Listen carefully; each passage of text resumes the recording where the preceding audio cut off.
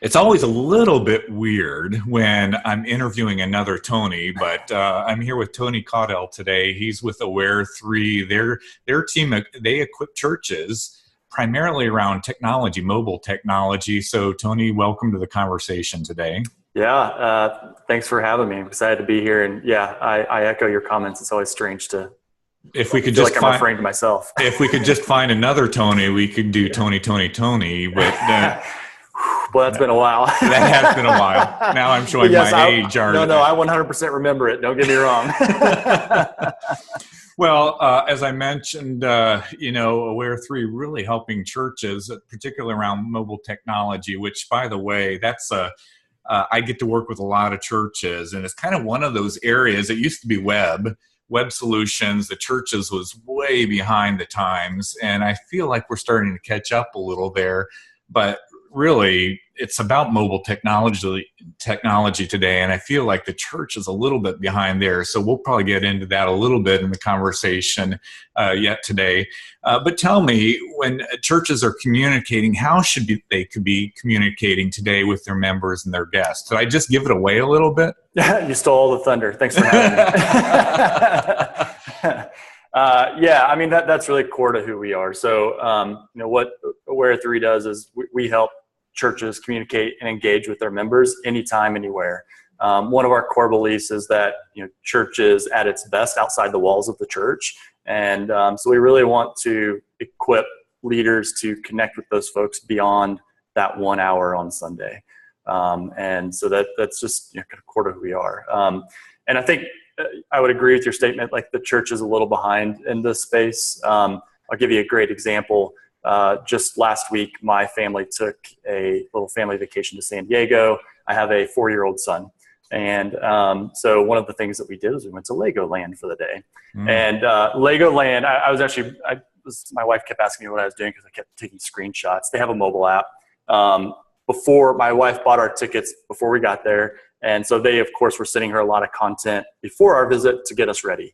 One of the things that they sent us was, hey, did you know we have a mobile app? We want to make this the best experience that you can. You should download it ahead of time.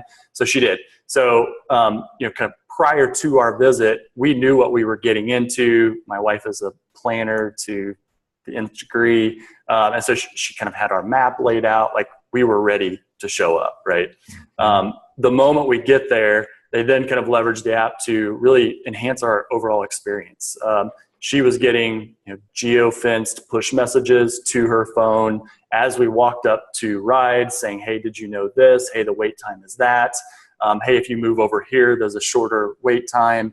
It was really impressive kind of how it really, they used that mobile app to enhance our experience while we were there.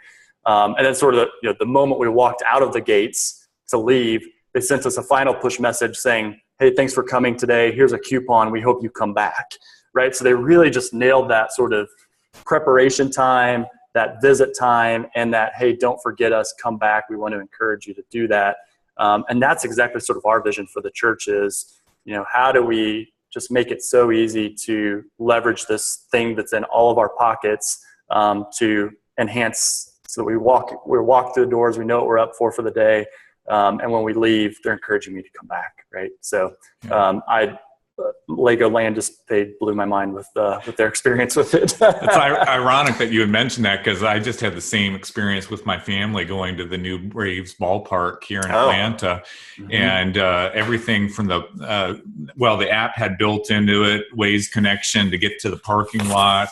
Yep. My ticket to get into the parking lot, all the tickets for the game to get through the gate were on there. And then once we got in the ballpark, there were all kinds of things to kind of enhance my experience during the game. So it's, everything's going mobile. That's for sure. Yeah. So that may lead into, but I'd love to hear a little bit about kind of who is Aware 3 and why did it get started?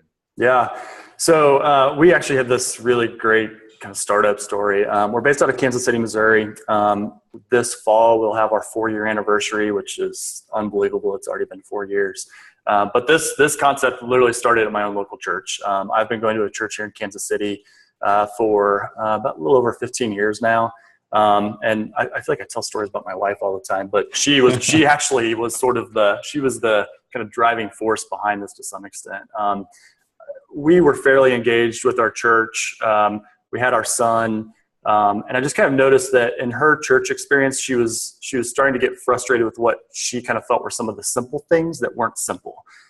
So things like, hey, all we're trying to do is sign up to sponsor a shoebox that gets filled with gifts during Christmas time. They made an announcement during the beginning of the service and told us to go to the foyer. We went to the foyer, and there's a line 25 people deep, and we've got an infant that's needing fed, and so we're not standing in the line, and and things like that. Things like giving was not easy for us. I mean, they're still passing the basket. We don't carry cash. We don't have a checkbook. It still boggles my mind that we see that so often in churches. I know. I get it. I totally get it. Filling out a connection card, checking in. So anyways, I think punchline is just some of the basics. My wife does everything on her phone. I was laughing at her the other night because she is never on a laptop anymore, and she hadn't seen Facebook from a desktop recently. And so she was for some reason on my laptop the other night, pulled up Facebook, and she was like, what is this? I haven't been on Facebook on a laptop. And so she's always on her phone doing those kinds of things. And so her phone is her go-to vehicle. And if you want my wife engaged with something, it's got to be really easy, really clean, really simple, and on that phone. And for her, church is no exception to that. So long story short, kind of shared some of those frustrations with the executive pastor at my church who baptized my son. And, we have a close relationship with. I said, hey, this is my background. I had a tech background. I worked at a consulting firm for 13 years before doing this.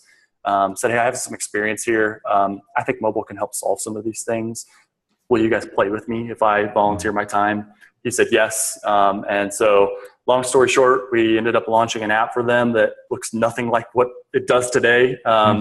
And kind of just tested it a lot. And we got a lot of good feedback, and things were going well. And 4 years later, we now serve hundreds of churches across the U.S. We have a few internationally as well, but our focus is really largely in the U.S. right now. And things are going really well. So it's been a fun ride. Tony, I don't know if you realize this, but there are other companies out there that do what you do. Yeah, as it turns out. Did you know that? Okay, yeah, all right, good. So what makes Aware 3 so unique then? Yeah, I think it's a couple things. The biggest is that we are a small team in Kansas City. We're all very passionate about what we do. There are certainly a lot of companies that have caught on to, hey, this is working, and there's large venture capital dollars behind it and private equity dollars behind them. We're none of that. We're a small team that's passionate about what we do. We love the church, and we want to serve them and help them grow. And so I think one of our biggest differentiators is that when you're an Aware 3 church partner, you get to know the Aware 3 team. We're all real people, right? You're not just going into a queue of 50 support agents. We all know your situation and are familiar with what's going on. So you get sort of this personalized, local is probably kind of the bad word, but I think everyone hopefully kind of understands what I mean by that, of just you get that personalized treatment from us, because we want you to be successful. And it's not about a balance sheet results to us. It's about making an impact and equipping church leaders to be successful. That's great. Okay, so you may not know this, but I am a bit of a techie. Whenever there's a beta version of anything, I'm downloading it to my phone because I want to be on the cutting edge and I want to get to taste the new features before others do. So give me a sense, what's coming down the road? What does the future hold for Aware 3 and what you're seeing with mobile technology and how churches are using it? Yeah, it's all about personalization for us. We want to make the app feel very personal to that church. This isn't, hey, go download, some other brand. It's no, go download the New Bethel Church app or the Vineyard Church app. So we want it to be personal from that perspective, but also personal to the user. One thing that we always say here at the office is we want to avoid the user experience being the first time every time. If you go in and you use the app, we learn a lot about you, about what you're doing, what time of day you're doing those types of things. And so we want to continue to kind of leverage that data to provide a more and more personal experience so that we're just meeting your needs and we're helping you take a step further in your faith or in your relationship with others at the church or whatever the case might be. So it's really just about personalization and kind of using your habits to provide the best experience that we can and connect you with people and times that you want to connect, because maybe that is Sunday at 10 a.m., but maybe that's Wednesday at 10 p.m. And so we want to just help you get the church to you when you want to be at the church, even if you're physically not there. All right, Tony. So here's the key question. Is it iPhone or Android? For me personally. Yes. Or just across the board? No, for you personally. Oh, yeah. 100% iPhone. Yeah, oh, no. I'm a big iPhone, Apple nerd. Across the board. So, all right. I won't hold some that other day I'll have but... to share some stats with you. I mean, we have all sorts of just amazing stats. It's been really interesting. We've learned a lot about just kind of the differences in Android versus iPhone users. There are some stark differences, and it's really amazing. But another time we'll all right. Go through some of that. Just give me one. What makes me geeky because I have this Android in my hand here? Nothing geeky. It's less about sort of the features that get used and sort of the sequence of features. So, for example, one thing that we study a lot is like what gets people to that giving button. So we want to really focus on engaging people.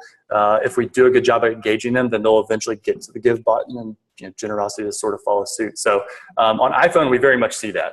We see a lot of non-generosity giving or engagement, I should say, first, and then that leads them. Actually, on the iOS side, giving is typically the fifth button that gets hit in user experience, which is interesting. On the Android side, it's actually the opposite of that. And so we see a lot more just kind of direct to the giving feature for some reason. That's because Android users are more generous. Maybe that's what it is. Yeah. All right, Tony, it's been good to connect with you. I love what likewise. your team is doing. Really, this is critical for the church. The message, the gospel message, it doesn't change. But the way we connect with today's culture, it absolutely has to change. Our culture is it's just in a different place than it's ever been. So I'm glad companies like Aware3 are helping us leverage today's technology to help us reach people for Jesus. So Tony, thanks for joining us today. Thanks for having me, Tony. Yep. Take care.